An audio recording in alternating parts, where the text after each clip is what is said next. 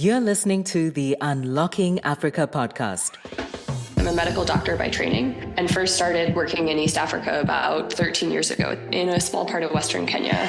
Over the past few years, we've produced comprehensive reports taking deeper looks at the ecosystem of supply chain innovations that are technology enabled. In many of these health systems, the same pharmacist is actually working in the public and private sector. And so they're usually using tools and resources in the private sector that they also want to be able to adopt in the public health system. What we predict over the next few years could be increased collaboration, really, as companies look to work with each other better and merge with others as well. Stay tuned as we bring you inspiring people who are unlocking Africa's economic potential. You're listening to the Unlocking Africa podcast with your host, Tessa Adamu. Welcome to the Unlocking Africa podcast, where we find inspirational people who are doing inspirational things to unlock Africa's economic potential.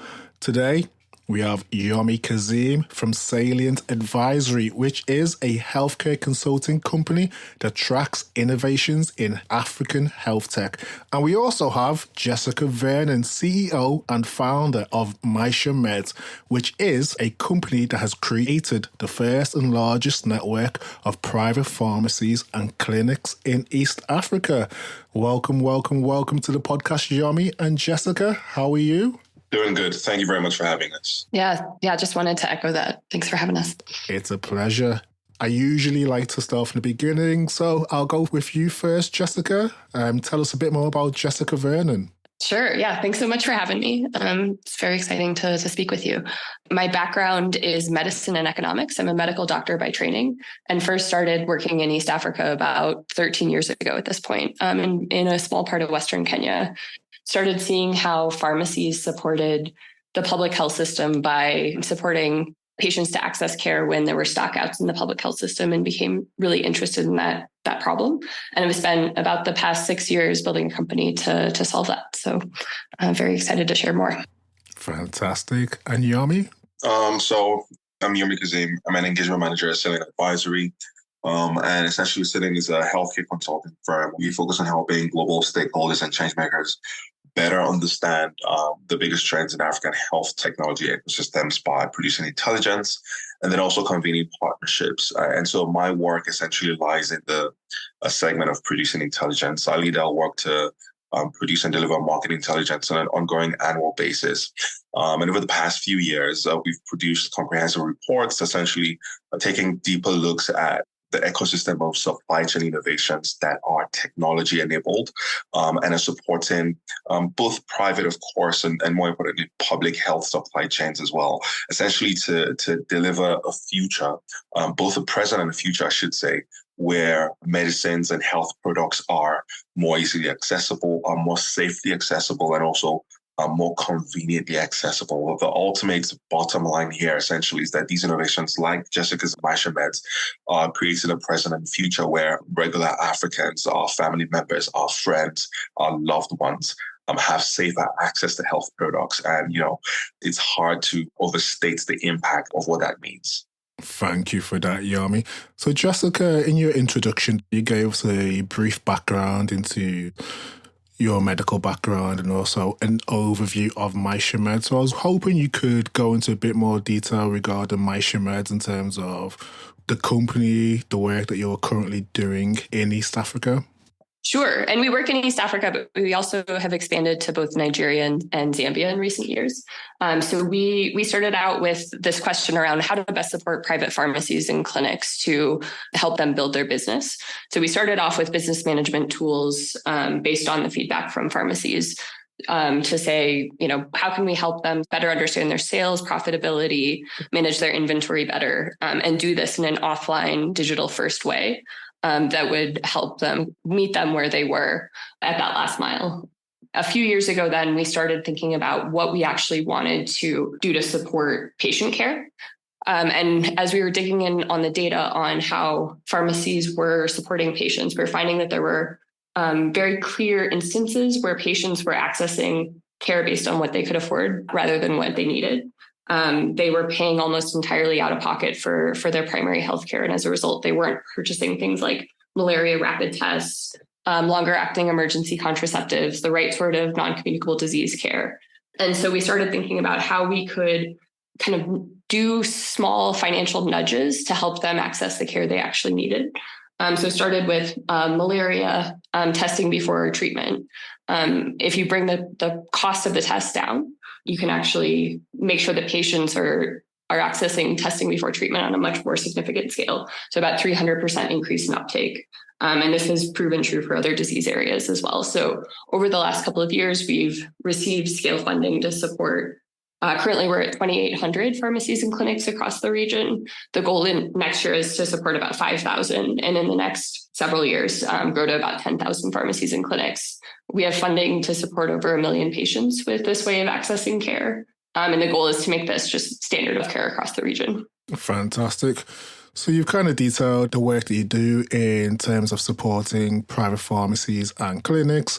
And we know that Salient Advisory works, consulting and tracking innovations in African health tech. So people might be wondering, what is the link between the two companies? So can you elaborate in terms of how the two organizations have come together and are working together? Sure.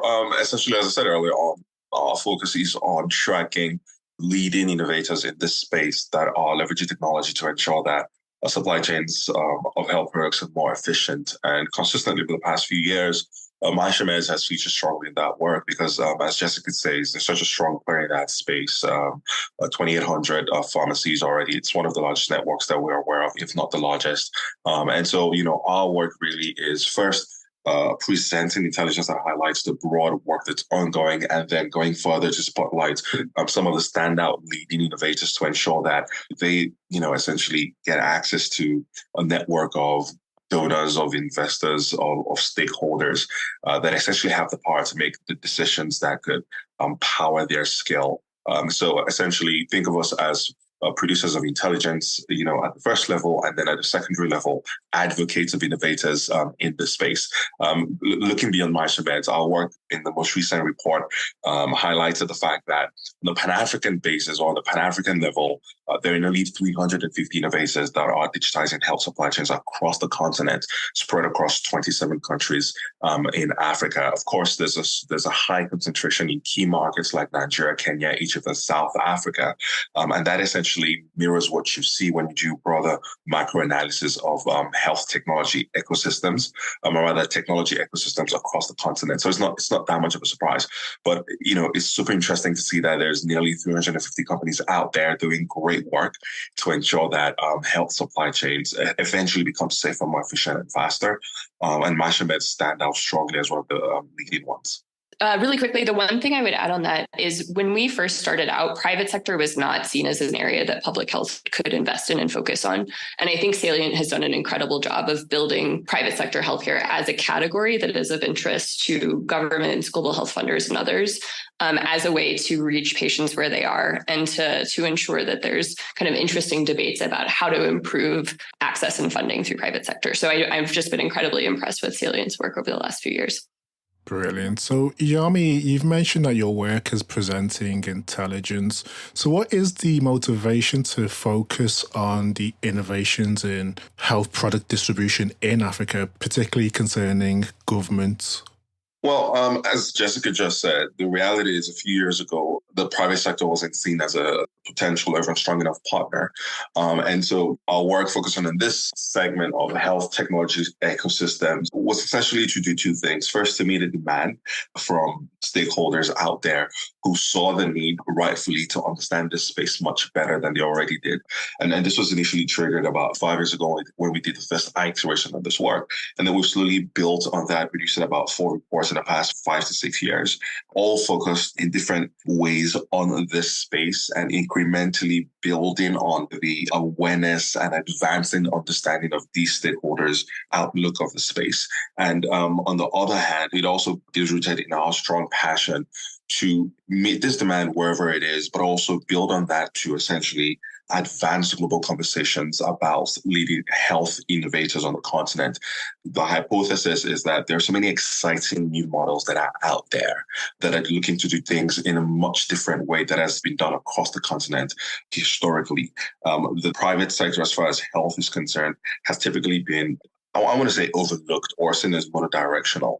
But as we see this exciting wave of technology startups across the continent, across various sectors, there isn't as much as a focus on health as there should be. Of course, a lot of great, amazing things are happening in these sectors like financial services, sectors like education, but also in health. We see new models springing up, and it's our job to ensure that the intelligence that helps people understand these new models are out there. And also it's our job to continue to advocate for these new models as well. And one of the ways to highlight how we go one step further in our advocacy is 2 years ago, when we produced the third iteration of this work, one of our recommendations was essentially to say that, we see gaps in funding, African-led innovators, and then also as well, women-led innovators seem to be on the lowest spectrum as far as funding is concerned, as far as the flow of venture capital, equity, grants, and debt funding is concerned. And if that reality was allowed to persist, then we could have a situation where these innovators are essentially not as funded as they should be, resulting in a widening chasm in these ecosystems. And so, building on that recommendation, we advocated to global donors, a global industry, essentially to design a program that allows them to create targeted grants that provide these innovators with the funding that they require, but then one step further to attempt to catalyze their scale by looking to accelerate partnerships between them and governments, between them and key industry players, between them and donors. And that recommendation and that program design eventually evolved into what is today known as the Investing in Innovation program, which is essentially a program that over the past 2 years has invested in 60 outstanding supply chain startups across the continent, all doing great work, providing them with risk-tolerant grant funding on one hand, but then more importantly, also facilitating access to markets for them by convening donors at the highest of levels, regional, national, and also, of course, global industry players at the highest of levels, and also government actors as well, bringing them in the same room with these innovators, having partnerships meeting with them over an accelerated period of 2 to 3 days in select countries, and essentially just, having them speak with each other, engage with each other, and proverbially sow the seeds of potential partnerships. It's work that we're really, really excited about. And it's just that highlights the link that exists between our work to produce intelligence and our work to advocate for the largest companies in this space. Fantastic. So you shared a specific example with regards to, or highlights the successful impact of government partnerships with health tech platforms in Africa. With regards to that, in terms of this partnership, there are some challenges that might be faced. And one of the challenges is the supply chain. So if we could be more specific with regards to what challenges do you think are faced by African health supply chains prior to the advent of these digital solutions and partnerships? Well, the challenges are pretty well documented, actually. So essentially, it's been an ongoing reality where public health supply chains are typically overburdened. And we saw that most recently and most significantly during the pandemic, where essentially there were gaps and there were lags in getting important PPE materials, important health products across to points of need. And so historically, public health supply chains across the continent have typically been overburdened, essentially not being able to serve the entire capacity of demand that exists, as it were. Now, private health supply chains have also long existed in parallel with public health supply chains. The problem, however, is that those have also been fragmented. And so essentially what exists is you have this multiple layers across the supply chain between the point where medicines are imported or manufactured, and then the point where they are dispensed to the end consumer. The network effect of having so many layers in the supply chain is that as products pass through these several layers, first, it drives an increase in price. There's research out there to suggest that it can drive prices up by as much as 60%. That, of course, has an impact on equity and affordability. If prices are increasingly added onto with markups, etc., as products pass across the supply chain, it means that at the end of the day, a low-income earner in a certain part of Nigeria or Kenya, for example, is likely unable to afford that medicine as they typically should. Another effect, of course, is the impact it has on availability. Again, so much fragmentation across the supply chain means that at a retail pharmacy where a drug should be available and where somebody has got a critical need and needs to access that, a medicine or health product, it probably might not be available. And then the third is that it also has an impact on quality as well. One of the well-documented problems with African health supply chains is the fact that there's, I don't want to say influx, but the stark reality is there's quite an abundance of fake and substandard medicines, right? According to the WHO, across the continent, I believe the average is way above the 10% global average in terms of, the availability of fake and substandard health products. And so what we are seeing is this emerging crop, essentially, of tech-enabled innovations like Maisha Meds, like the nearly 350 innovators that we also referenced in our report, that are leveraging technology to do a bunch of things, essentially ensure that there's more direct access to health products, by the end user, via pharmacies, via clinics, via hospitals, as it were, ensuring that there's more convenient access as well via, say, online pharmacies that allow individuals to simply go on their mobile phones or their computers or internet-connected devices, find and order medicines that they need at critical points of need and receive them at a more accelerated pace than, compared to previous years. And there are also technologies out there that are essentially building solutions to protect and track the movement of products across supply chains. And when you put all of this together, as I said earlier on, we then have a reality where these innovations are working hand in hand, sometimes in collaboration, other times in isolation, but collectively working hand in hand to build both a present and a future where these supply chains that have typically been overburdened, that have typically been fragmented, essentially become better optimized, become more efficient, resulting in a reality where that low-income earner in Kenya or in Nigeria or in Uganda has faster access to purchase medicines when they need them, a greater level of availability of medicines at their local pharmacies, at their local hospitals or clinics, and also, unknown to those residents, also a greater assurance of the quality of those medicines. Because when you have digital infrastructure that connects a pharmacy, for example, directly to a manufacturer of a medicine or an accredited distributor of that medicine, it essentially reduces the chances of, fake and substandard products making their way into health supply chains and the flow of products across those supply chains. It's an amazing reality to be on the front foot of observing and on the front foot of building research and sharing with the world. Yeah. So maybe we can take this in a different direction. So you mentioned direct and faster access. I know the report mentions that government partnerships have led to the democratization of digital orders. So how has this democratization positively influenced healthcare access, specifically in rural areas?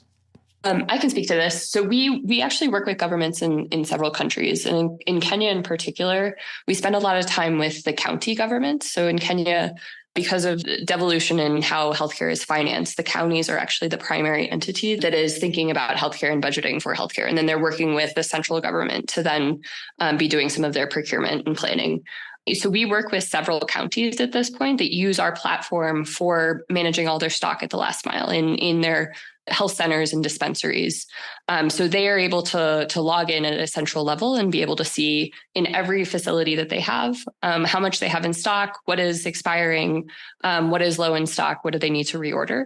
And one of the things that we found really interesting as we've been starting to expand this further is that the groups that are interested in this are actually the governors and the politicians within each county, not necessarily it's also of interest to the groups that are within the Ministry of Health, but the groups really advocating for it are the governors groups because they keep hearing from the constituents that there's no medicine in stock. And so if they're able to add that layer of accountability and understanding about, when is that happening and why is it happening, they're able to then help influence and change those systems. So it's been a really powerful learning for us. And then I think the second learning is that in many of these health systems, the same pharmacist is actually working in the public and private sector. And so they're usually using tools and resources in the private sector that they also want to be able to adopt in the public health system. And so being able to give them those same tools and ways of being more efficient is actually a huge opportunity and a huge way of kind of introducing innovation within the health system. Thank you for that, Jessica. So if we go back to you, Yomi, I know from reading the report, there's a section in it that discusses a decline in terms of new entrants from 2021 through to 2022. From your perspective, what factors do you think contributed to this decline, and how do you think it would kind of impact or change the future landscape of healthcare, supply chain innovation in Africa? Right. So I think the important context to say here before talking about the decline is the boom that we first saw. That boom came across 2020. In iterations of our research that have happened post 2020, we've consistently seen that there was a spike in 2020 driven by the pandemic. That's the big obvious reason. A spike in terms of the number of digital health innovations that essentially were founded or came into the market in that year. And so 2020 has consistently stood out as the year in which the highest number of new innovations entered the market, right? So if you look at the line chart, for example, what you should envision is essentially a line that's close to the bottom of the lower axis, that's almost flat with it from the 90s, starts to pick up in the mid-2010s, super high spike in 2020, and then a sort of a dip afterwards. And so, that context, that background for why that spike happens, which is the pandemic, is really useful information because essentially what it highlights and what it suggests is the reality that after the pandemic, what we're seeing is this steep decline in the number of new market entrants that are coming into the space. And I think that, it follows logic really to start with that. During the pandemic, a lot of innovators were inspired to launch these solutions, seeing very clearly and starkly the crisis of need that existed, not just with supply chain innovations, I should say, with, also innovations that enable greater access to consultations, for example, greater access to diagnostics, possibly even remotely at home, beyond supply chains. So this spike was also noted across other sectors as well. And so post the pandemic, what we are seeing could be due to a lot of different reasons. First, it could be the fact that there is a saturation of companies providing similar solutions, given the fact that a significant number of them came into the market around the same time. And now, while the market is broad as it is, there's still a saturation of companies that are similarly looking to do the same things. The second could be the fact that during the pandemic, we saw a super high demand for digital first products, that is, products that enabled remote access. But after the pandemic, that has likely declined as well as far as that need for digital first products goes. There's sort of like a reversion to the mean where it's not to say that there's no longer demand for digital first products, is that, people can leave their houses now. And so that stark need for digital only products has sort of reduced. And in most cases is now a balance. And then also as well, another factor that we're seeing is that in some cases, incumbents in this space are now adapting to provide consumers with services that are essentially similar to what the startups offer. And a great example here are traditional pharmacies and online pharmacies. And so in 2020, we saw a spike in the number of online pharmacies that came into the market. An online pharmacy, to define it very simply, essentially is a digital channel or an online channel that allows individuals to purchase medicines online, right? Order it online and have it delivered right to your doorstep, versus a traditional pharmacy, which is a physical outlet where you have to walk to, look through the shelves, pick up a medicine, and then, take that home and use it. But what we're saying is that a number of the major traditional retail chain pharmacies that have existed on the continent, some for multiple decades, are now adapting to new market realities of building digital channels on top, of course, of their traditional retail chains, essentially to offer, services that are similar to what an online pharmacy would provide. And so it's possible that a player who's considering getting into the space with an online pharmacy solution, for example, that isn't that much different from what currently exists. First, sees the fact that there's a saturation of several other online pharmacies, and then more importantly, sees as well these large incumbents that are pretty likely much better capitalized, also have greater brand name and brand recall, adapted to provide a similar service. And that could be seen now as a deterrent or a deterring factor. And this doesn't apply just, on the continent. We, in our report, we cited that this is a trend or a phenomenon that we're seeing in other markets as well. In the US, companies like CVS and Walgreens, they're looking to replicate features offered by digital first nimble innovators as well. So it's a combination of several of these factors.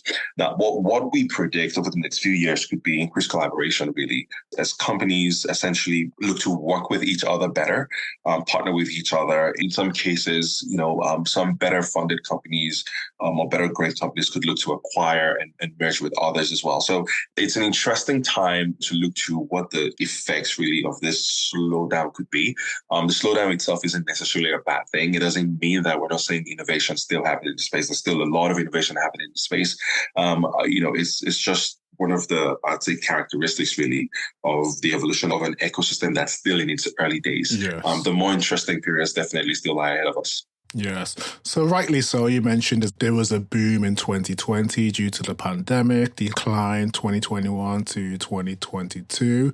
We're coming to the end of 2023. So what does 2023 look like from your perspective with regards to the number of new entrants in the space?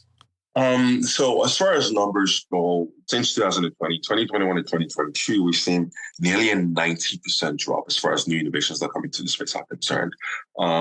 This year, as far as our research goes, so we completed our research towards the first quarter or early second quarter of the year. So it will be inaccurate to speak to the entirety of the whole year. As we continue to do this research in coming years, perhaps we can be better positioned to reflect on 2020 as a whole and provide that information. I just want to say, to anybody who's out there listening to this, don't take the wrong message from this. It's not to say that you shouldn't launch your innovation because we're seeing this slowdown. If anything, now is probably the time to launch your innovation, especially if you can differentiate yourself appropriately in the market space. Yeah, I think the one thing that I would add on that is the macroeconomic environment, the increase in interest rates has just affected the startup ecosystem globally in many, many ways. And I think this is just also a reflection of that. I think that many of the larger groups that have raised quite a bit of money at very high valuations are having trouble exiting now or thinking through kind of what the next step is for them. And I think that there is going to be adjustment as a result of that. I think the next phase of people entering the market in 2024 and beyond, everybody from investors down to the innovators themselves are going to be much more careful with how to think about fundraising to make sure they're not pricing themselves out of a potential exit for this. And so hopefully there's going to be more partnership on how to do that thoughtfully. Thank you for that, Jessica. So if we stick on the theme of the innovators that are in the space, we know from the report that many innovators are focused on data analytics within the healthcare supply chain. So from your perspective and from the work that you're doing, Jessica, how do you feel these analytics contribute to improving the efficiency and effectiveness of supply chain processes? Yeah, great question. And we've been very lucky within our team to have the person building our healthcare analytics work be the person who built IQVIA's business in East Africa. So he has years of experience building healthcare. IQVIA is one of the largest healthcare analytics companies globally. And so he's kind of taken some of that knowledge and then applied it to how we are providing our offerings and thinking about building them. I mean, there's just a dearth of supply chain analytics and understanding more generally. And so I think a lot of the work that we're seeing now is just learning more about the sector, learning what products are actually selling, what the price points are, what the margins are, and being able to have that very detailed information to help do planning for the future. There is definitely an interest in forecasting, but I think the forecasting is still very focused on public sector and using those public sector supply chains.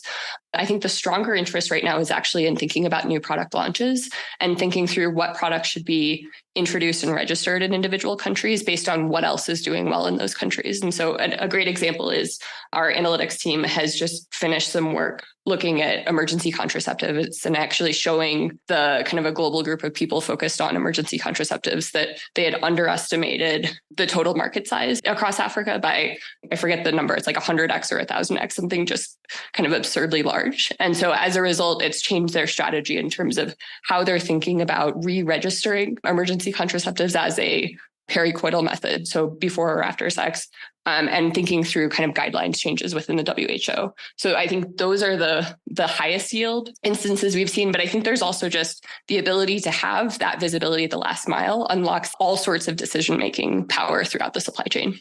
Thank you for that, Jessica. So if we stick on the theme of the data and the analytics, I know there is generally a challenge in terms of collecting reliable, usable, timely data on the continent. So how have you guys gone about navigating that challenge of collecting the data, ensuring that it is usable and to enable with your processes as an organization? Yeah, so we've built it into every part of our operation. The point of sale platform that we've developed that's in 2,800 pharmacies and clinics currently captures information on every single sale in terms of including the pricing, the brand, how much is in stock and who the supplier was. And we're able to use that to provide really interesting specific trends on the last mile.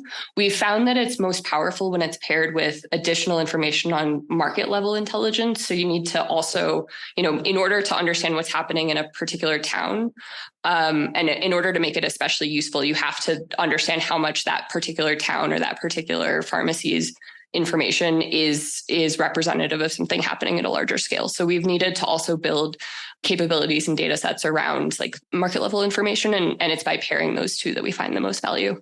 So I'm assuming to enable you to do your work, partnerships and networks are key. So are there any notable partnerships that you have engaged in that have enabled you to do some of the great work that you're currently doing?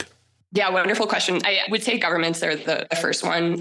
We've been just so impressed by partnerships we built with national malaria control programs in several countries, by the HIV and AIDS programs in those countries as well, and how thoughtful many people within the Ministry of Health are and how to engage private sector and how much that's becoming a core part of what they're thinking about.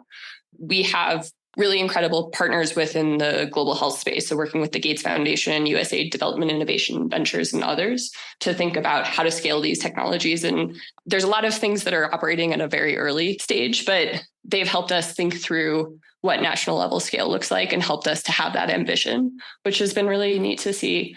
And then finally, as we think about scaling, the goal is to work through partners that already have networks. So wholesalers, pharmaceutical associations, governments and others NGOs sometimes also have very strong networks.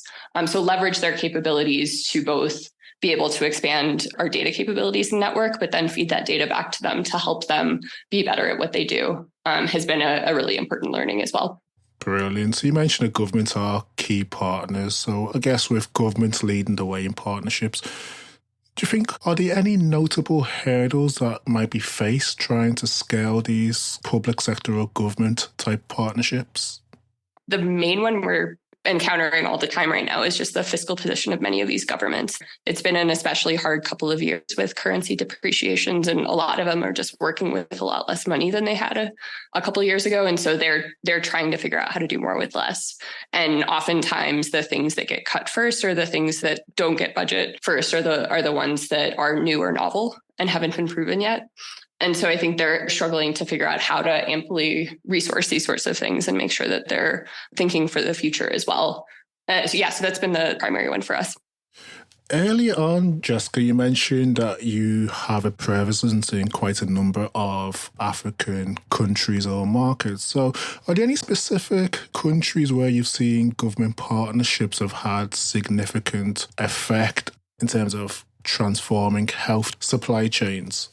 Yes. So we have core operations in Kenya, Tanzania, Uganda, and Nigeria. And in three of those countries, we have actually started working directly with the government on their malaria programs, and have been really impressed by how data-driven and thoughtful they all are in how to build these programs for private sector. But I think the standout for me is Uganda. The National Malaria Control Program there is starting to face resistance to many of its anti-malarials, or the primary anti-malarial that's used across the region, to the rapid tests that's commonly available, and then also to the bed nets. So it's a tough time and tough set of problems to be thinking about. And they've just been doing it with this very thoughtful, very data-driven way of, targeting specific interventions to certain regions, doing a lot of experimentation, and kind of meeting the partners where they are in terms of what they're able to offer for some of these solutions. So I've learned an incredible amount just watching them in action, and I've been very impressed. So from the Uganda example, which is a great example, what lessons do you think other African governments can learn from this positive example? I think the first one is many governments try to always resource public sector first because there is a shortage of resources in general. Like there's not enough to go around. And so they try to put the funds and put the focus on the things that they're most able to control. But I think that by being able to use a small amount of additional funding that is effectively just leveraged to run experimental programs and think about how to influence private sector, you have the ability to actually instead of incremental improvements in health systems, like exponential at that stage. They're just at a different point in their investment life cycle. And so things like capturing data and then influencing behavior in private sector, many of these groups are actually paying for anti-malarials to be distributed via private sector, but focusing in on resistance. I think that's been one of the biggest learnings that I think can be applied elsewhere, is that willingness to engage with areas where there might be more impact to be had with smaller amounts of money. Fantastic. Thank you for that, Jessica. So, Yomi, I guess back to you in terms of the insight that you gather and collect in the reports that you generate. If we look at the innovation within Africa, we know that there are some key markets where we are seeing huge numbers of innovators in, say, tech startups, primarily Nigeria, Kenya, South Africa, and Egypt. Are you seeing a high concentration of innovation in the healthcare supply chain space in those markets, or is a decentralization we're seeing innovation spread across the continent? Right now, it's more of the former. It's a concentration in key markets. Nigeria, South Africa, Kenya, and Egypt account for about 60% of all of the innovations that we tracked across the continent. In total, we identified innovations in about 27 African countries in total. But 60% of them, as I say, are concentrated in just these 4 markets.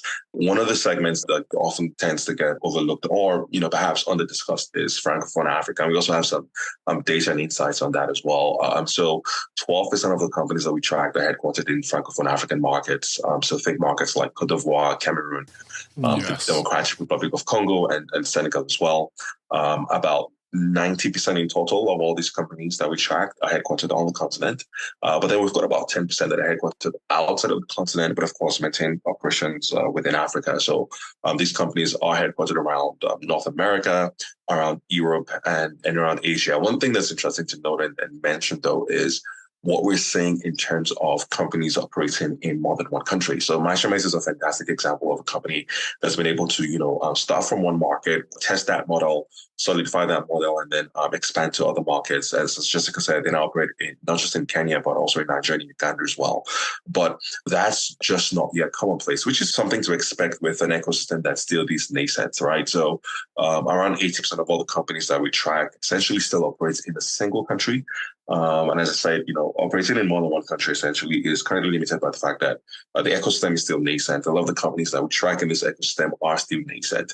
But another key thing to point out as well is a limitation as far as multi-country regulatory environments are. In some cases, these environments are uncertain. For some of these models, regulatory guidelines don't yet exist. So it makes expansion somewhat of a tricky subject. So the reality is the majority of these companies are probably not yet positioned to expand, but as they increasingly grow and get ready to, it'd be useful for governments to also start, I think, in advance about updating or adapting their regulatory environment to essentially foster more innovation that allows some of these companies grow within their countries or come into their countries with expansion from other markets where they already operate.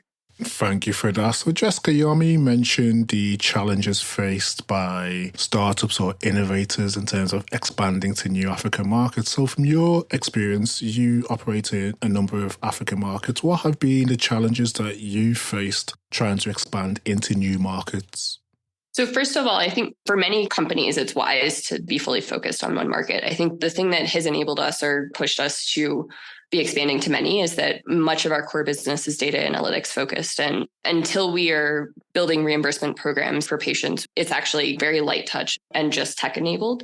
And so we have the ability to adapt the tech to many different contexts without having to, support warehouses or other things that many of these other innovators are focused on. So wanting to have information about as many markets as possible at as large of a scale as possible, and then wanting to kind of think through what are the common pieces of functionality has been the reason that we've pushed into many of these different markets. In terms of challenges, I mean, it's many. I think the biggest learning is just when you add a country, each time it's going to get easier, and it almost feels like it gets harder, or it's equally hard each time because there's just many compliance, regulatory, finance related things that are just challenging to do. And the costs don't necessarily scale in the way that you think they will. So oftentimes you have to build the same components in new markets. I would say the second piece is just making sure we're really understanding each local market. You kind of assume that they're similar, but actually they're quite different in their needs and in the competitive landscape in many places. And so there's been a lot of product changes that are needed when we enter particular new countries. And then I think the other challenge is just thinking through what the right kind of regional approach is and how to build a team that feels integrated across these countries instead of feeling like there's silos and that each individual team is building their own culture. Thank you for that. So what role would you say government policy plays in terms of encouraging innovation and also expansion? I mean, it can play both sides. Sometimes it encourages and sometimes it discourages. I think in terms of encouragement, the more there are streamlined policies around how innovators can expand, and there's encouragement from individuals within governments that are inviting people who are enthusiastic about particular things that are what really drives that push forward in terms of expansion. In order to start in a new region or a new country, there's often just this very long checklist of things that must be complied with. And so I think being able to streamline some of that and maybe make it easier for innovators to kind of move through those processes would be an important step towards encouraging further expansion. Thank you for that, Jessica. So Yomi, in light of your findings in terms of your report, what policy recommendations would you make to governments to further promote and sustain these digital innovations in health supply chains? That's a great question. And it's a question I was also asked very recently. It was at the Global Health Supply Chain Conference on a panel that featured global donors, also government officials from the host country of Kenya. And I said at the time, which is an answer I'll share again, that I really do think it's a simple equation as far as a policy recommendation for countries goes. For countries that want to see more innovation in not just health product distribution, but also health innovation broadly. For countries that want to see more innovation, one simple but big step they've got to take is creating regulatory environments that allow those innovations to thrive. First, to emerge, and then second, to thrive. So, to my mind, it's a pretty simple equation. For countries that are intentional about creating these regulatory environments, over the next decades to come, they will reap significant benefits, because the reality is, while, of course, taking care of health is one of the government's key jobs as far as creating infrastructure is concerned. There's a thriving private sector as well as far as providing healthcare is concerned. And the abundance of innovators that are doing the work to create these solutions that ensure that healthcare access is more reliable, is safer, that access to health products is more efficient, more reliable, is also safer as well. The abundance of those innovations that exist can only ever be a good thing. And, one example that I shared is a few years ago, when unmanned aerial vehicles essentially were first prototyped as a potential tool to distribute medicines on the continent, there was some pushback from some quarters, while in other quarters there was, a bit of an embracing of this new technology. And so in certain countries on the continent, these innovations were allowed to essentially test their models, were allowed to fine-tune these models, and then allowed to launch these models on a larger scale. And in markets where these innovations were embraced and were accepted, we now see that there's a much larger uptake as far as leveraging drones to deliver medicines is concerned. Whereas in markets where there wasn't that initial embrace, where there was perhaps a bit of trepidation, those markets essentially are now playing catch up. And so that dynamic is essentially the equation that exists to my mind. Countries that want to see more innovation first have to create the regulatory environments that allow these innovations to emerge and then to thrive. The more innovations emerge and thrive, the more access people in those countries are likely to have. And more significantly, the more innovations that emerge and thrive, the more potential partners the government has to work with to optimize public health systems, to optimize public health supply chains, and ultimately to advance public health outcomes. Fantastic. I like that. So creating an environment to allow innovators to emerge and thrive also creates resilience. Could you share some best practices or trends that you're potentially seeing? Absolutely. So one of the best examples really is to think about online pharmacies as a market segment. In our work, we identify online pharmacies as one of the most common types of models out there in operation. In the market segment that we classify as direct distribution to consumers, there are nearly 200 innovators in there, with the majority of them essentially that individuals can essentially purchase medicines directly from them. So, that's essentially an online pharmacy model in a snapshot. Now, the reality is, even though these are the most common types of models out there, across the continent, the majority of countries do not yet have regulatory guidelines or even established regulations to guide online pharmacy operations. What we currently have is a reality where a lot of these online pharmacies operating across markets on the continent are essentially operating in this weird gray area where there's no regulatory guideline to guide how they operate yet. In several countries, these discussions are currently ongoing in terms of, creating this guideline. In a handful of countries, guidelines already exist. But the reality, as I say, is that irony where this is the most common model we're seeing, but across the continent, across the majority of countries, guidelines to regulate how this model operates don't currently exist. It's that classic case of regulation playing catch up to innovation. And so think of it as a low-hanging fruit, really. Of course, there are multiple ways to create, enabling regulatory environments, but just looking at that segment of online pharmacies alone, it's urgent, really, for governments across the continent to think deeply and also to think more nimbly about approaching, creating guidelines that allow online pharmacies or that to guide the operations of online pharmacies. The argument from us is not allow every single online pharmacy that exists to operate. The argument is create the guidelines that essentially guide how they operate to ensure that good faith actors can thrive and to ensure that bad faith actors do not. A great example of a best practice is what we're seeing in Ghana, where there's a national electronic e-pharmacy platform. Essentially, what they're doing or what they're looking to do, since this is fairly new and was launched earlier this year, is aim to centralize in one key national hub the operations of online pharmacies. And so the idea is there's this central hub that's operated by the government that allows them to have oversight as far as transactions with online pharmacies, between online pharmacies and the general public goes. And so they've got this high level bird's eye view of all that's happening in there. Online pharmacies have to register with the government and can transact through this platform.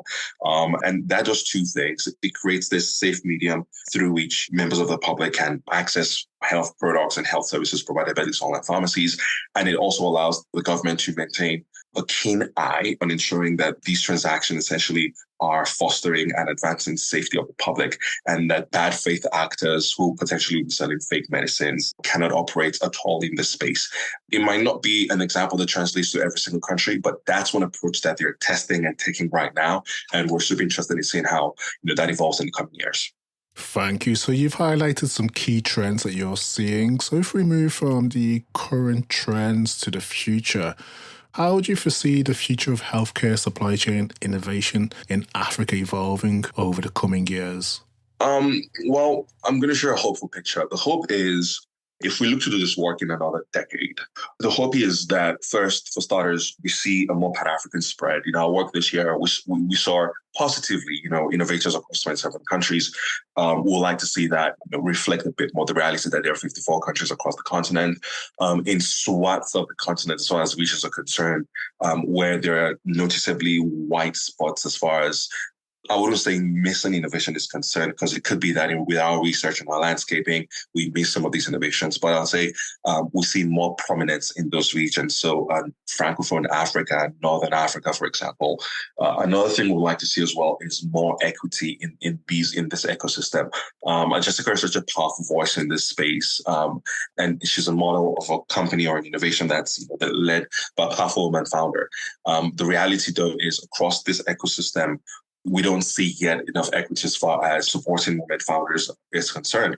Right now, as far as the landscape goes, what our data reflects is that women founders seemingly have a greater reliance on grants and debt compared to equity, suggesting that there is still a measure of bias or gaps in terms of how equity funding flows into the space. Would love to see more equity, along those lines. Another hopeful high point as well is seeing a lot more, not just a lot more partnerships between governments, but deeper partnerships with governments. Right now, the reality is a lot of the partnerships that exist, very exciting, very, very promising, but are still in the early days. I would like to see, in a decade, for example, where these partnerships are ingrained to serve two purposes. The first is to ensure that, on the one hand, for the innovators that have these partnerships, they constantly have a significant, large public purchaser in the government. Having, being able to serve large public purchasers is one pathway to scale for these innovators.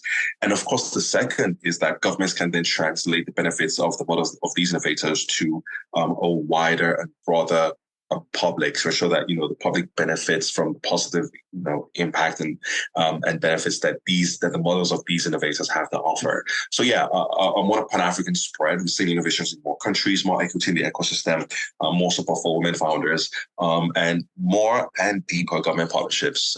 That's my hopeful picture of the future. Fantastic. That's a great picture and something I look forward to seeing happening. So, Jessica, if we go back to yourself, where do you see Maisha Meds and yourself in 5 years' time? What impact or work will you be doing in Africa's healthcare space? Great question. So the name of the game for us right now is scale. So in 5 years, I would hope to see us in 10 to 20,000 health facilities across 5 to 6 countries in Africa and be supporting millions of patients every year to access all of the areas of primary care that are most needed and least accessible right now. So the focus is on continuing to expand our product base with our reimbursement program, think through new health financing areas to help support that, and then to continue to scale the platform more generally. Fantastic. As we're coming towards the end of today's conversation, there's a question that I ask each and every guest that's a bit different to the rest of the questions. Quote of the week. As people, we often have quotes, mantras, proverbs, or affirmations that keep us going when times are challenging or when times are good. Yomi, do you have one that you can share with us today? Wow. Okay. This is a good chance to pretend to be deep. Okay, I'll take it. Now, I'll be honest. So I don't know that I have one single mantra. My mantras change over time. But one that has been on my mind over the past month or so essentially is life is what you make of it, right? And it applies both at a personal level, but also, of course, on a broader philosophical level as well. Essentially, we're seeing innovators across the continent that are operating sometimes in resource-constrained circumstances, in markets where data isn't exactly as available as they'd like, in realities where funding as well is not as available as they'd like, but yet they're pushing on, they're powering on, they're creating these models that could well define a future generation for Africans. Essentially, they're making the most of the circumstances that they have. And so, it really strongly reflects the mantra that has been played on my mind over the past few weeks, which is life is exactly what you make of it. These innovators are inspiring. Jessica is one of the leading voices, of course, in this space. And it's great to be on the sidelines and also on the front lines, helping people understand better what you're doing, and then also, of course, advocating for them to continue doing the amazing work. Very true. Jessica, do you have one that you can share with us today? Yes. So the short answer is from Angela Duckworth, who's the writer on Grit, is enthusiasm is common, endurance is rare. But I think the takeaway for me is a lot of our biggest insights and greatest strengths as an organization now have come from some of the hardest times that we've had. And in many of those times, it's been this question of should we keep doing this?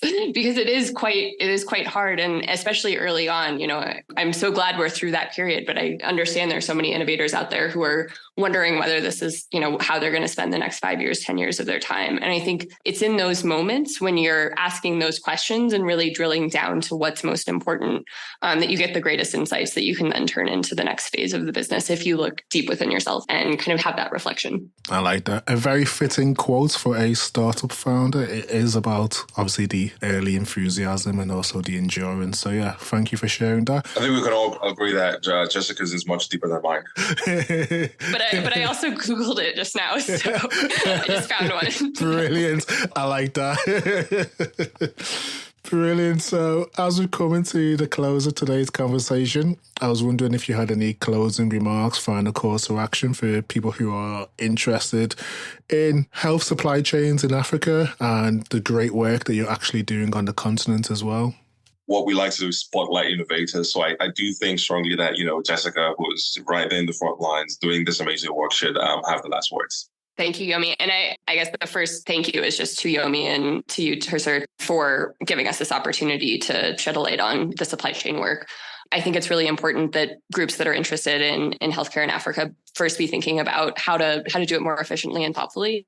Get in touch with innovators, maybe us, maybe others that are highlighted in the report, but just start to reach out and build that conversation and learn how to work together on it. And then I think the space just needs more people as well that have the talent in technology and product and in operations to keep expanding. I think the next phase is going to be incredibly exciting, and excited to find people to head in that direction with us. So thank you. Thank you for that, Jessica, and thank you, Yomi. It's clear that you're both doing great work, and this collaborative effort highlights the importance of the health supply chain aspect within Africa. And I'm looking forward to reading some more in-depth and detailed and valuable reports that come out from Salient, and also keeping a close eye on the progress and the great impact that you're making on the continent via Maisha Meds, Jessica. So yeah, thank you for joining me on the podcast today. It's been an absolute pleasure. Thank you for having us. Thank you so much. We really appreciate it. Bye. Bye-bye. Thank you to everyone who has listened and stayed tuned to the podcast. If you've enjoyed this episode, please subscribe, share, or tell a friend about it. You can also rate, review us in Apple Podcasts or wherever you download your podcast. Thank you, and see you next week for the Unlocking Africa podcast.